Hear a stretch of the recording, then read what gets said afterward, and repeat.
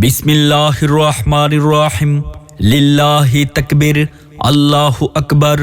দিন ইসলাম, দিন ইসলাম, জিন্দাবাদ জিন্দাবাদ।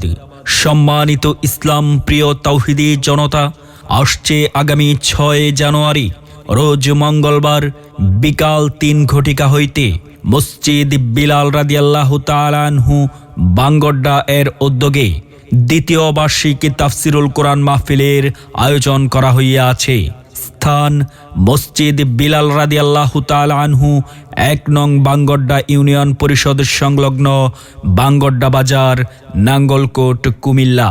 উক্ত তাফসিরুল কোরআন মাহফিলে প্রধান অতিথি হিসাবে তাশরিফ আনবেন শায়েখ ডক্টর মুহাম্মদ হেদায়েতুল্লাহ সাহেব, কারিকুলাম বিশেষজ্ঞ, মাদ্রাসা শিক্ষা বোর্ড ও প্রধান উপদেষ্টা মসজিদ বিলাল রাদিয়াল্লাহু তাআলা আনহু বাঙ্গড্ডা।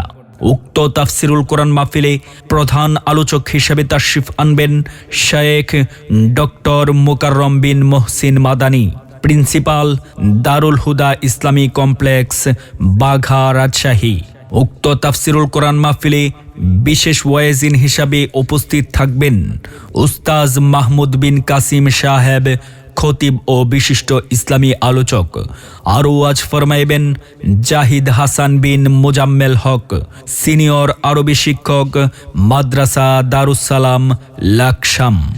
উক্ত তাফসিরুল কোরআন মাহফিলের সভাপতিত্ব করবেন জনাব এস.এম. মনির মজুমদার, মোতাওয়াল্লি মসজিদ বিলাল রাদিয়াল্লাহু তাআলা আনহু বাঙ্গড্ডা। বিশেষ দ্রষ্টব্য, মহিলাদের জন্য পর্দার সহিত আলাদাভাবে ওয়াজ শোনার সুব্যবস্থা থাকবে। উক্ত তাফসিরুল কোরআন মাহফিলে আপনারা সকলেই দলে দলে যোগদান করিয়া দুজাহানের কামিয়াবি হাসিল করুন।